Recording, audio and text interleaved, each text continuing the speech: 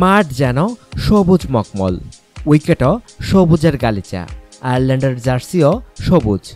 এই সবুজের সমারোহে উজ্জ্বল হয়ে ফুটে উঠল বাংলাদেশের সবুজ জার্সি। আর মাশরাফিদের সেই দুতিতে ঝলসে গেল আইরিশরা। আগের ম্যাচের হতাশা সরিয়ে ত্রিদেশীয় সিরিজে আয়ারল্যান্ডকে উড়িয়ে দিল বাংলাদেশ। ড্যাভলিনে উইকেট কন্ডিশনের চ্যালেঞ্জ তুড়ি মেরে উড়িয়ে বাংলাদেশ জিতেছে 8 উইকেটে। বল হাতে দুর্দান্ত মোস্তাফিজুর রহমান 4 উইকেট নিয়ে খাওয়ালেন আইরিশদের। আর একই পথে হাঁটলেন অন্য বোলাররাও। আর তাতেই আয়ারল্যান্ড শেষ 181 রানে। বোলারদের গড়ে দেওয়া মঞ্চে এরপর টপ অর্ডারের আনন্দ নৃত্য। দুর্দান্ত উদ্বোধনী জুটির পর 50-এর কাছে গিয়ে ফিরেছেন তামিম, কিন্তু স্টাইলিশ ব্যাটসম্যান সৌম্য স্টোকের ফুল জুড়ি সাজিয়েছেন, মাতিয়েছেন দর্শকদের। আগের ম্যাচে 61 রানের ফেরার হতাশা ভুলে এদিন দলের জয় সঙ্গে নিয়ে ফিরেছেন 68 বলে 87 রান করে। বাংলাদেশ ম্যাচ শেষ করেছে 137 বল বাকি রেখেই। আগের ম্যাচে নিউজিল্যান্ডের কাছে হেরেছিল বাংলাদেশ। এবার জয়টি আয়ারল্যান্ডের বিপক্ষে হলেও তৃপ্তি দেবে জয়ের ধরন। ব্যাটিং বোলিং ফিল্ডিংয়ে প্রায় পরিপূর্ণ নৈপুণ্য হয়ে থাকবে আত্মবিশ্বাসের টনিক। আয়ারল্যান্ডের বিপক্ষে আগের ম্যাচের 22 গজ এই ম্যাচ থেকে আলাদা করা কঠিন। টস রিপোর্টে সাবেক আইরিশ স্পিনার কাইল ম্যাককালাম বলেন, আগের দিনের চেয়ে এদিন বরং ঘাস আরেকটু বেশি তরতাজা, আরেকটু লম্বা। বাংলাদেশের প্রাপ্তির শুরু টস দিয়ে। মোস্তাফিজের সৌজন্যে দাপটের শুরু প্রথম ওভার থেকেই। বাহাতি পেসারের ছোবলে শেষ বিপজ্জনক বল স্টাইলিং। লেন্থ থেকে লাফিয়ে ওঠা বলে 16 রানে ক্যাচ দিলেন ওয়াইড স্লিপে। আরেক পাশে রুবেলের শুরুটাও ছিল ভালো। প্রথম রানে দেখা পেতে আইরিশদের অপেক্ষা করতে হয় 15 বল। সবুজ আর শুরুর সাফল্যে অতি উত্তেজনায় কিনা এরপর একটু এলোমেলো ছিল লাইন লেন্থ। বিশেষ করে রুবেল ফুল লেন্থের বদলে লেন্থ বলই করেছেন বেশি। এই সুযোগে জুটি করার চেষ্টা করেছিলেন উইলিয়াম ফোটারফিল্ড ও অ্যাড জয়েস।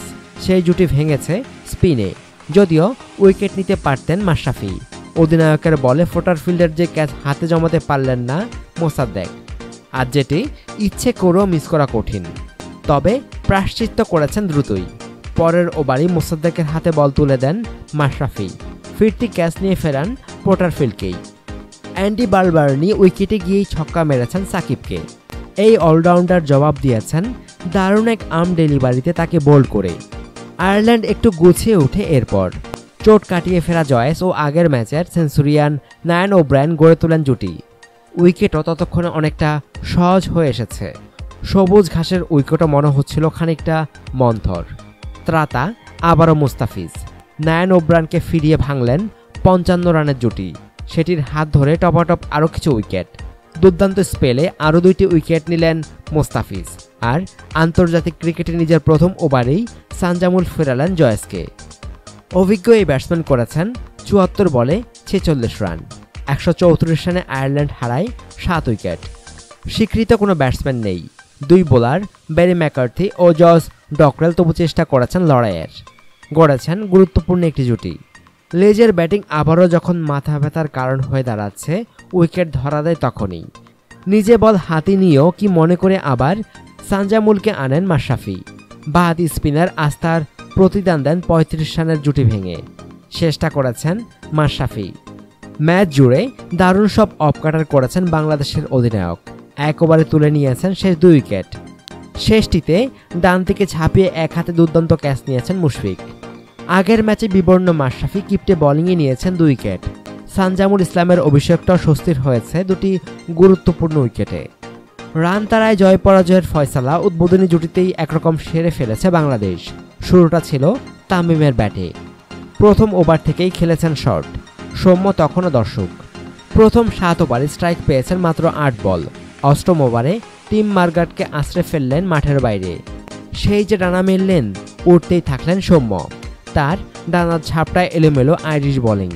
পাল্লা দিয়ে দৃষ্টিনন্দন সব শট খেলেছেন এই ওপেনার। দল তখন সেঞ্চুরির কাছে, 50-এর কাছে তামিম। তখনই একটু ছন্দপতন। 54 বলে 47 রানে উইকেটের পেছনে ক্যাচ দিলেন বাহাতি ওপেনার। তাতে রানের স্রোত থামেনি, বরং শুরুতে একটু সময় নিয়ে নতুন জোয়ার তুলেছেন সাব্বির। সৌম্য ছিলেন তার সেরা চেহারায়। সেই ট্রেডমার্ক পিক আপ শট খেলেছেন অনায়াসে।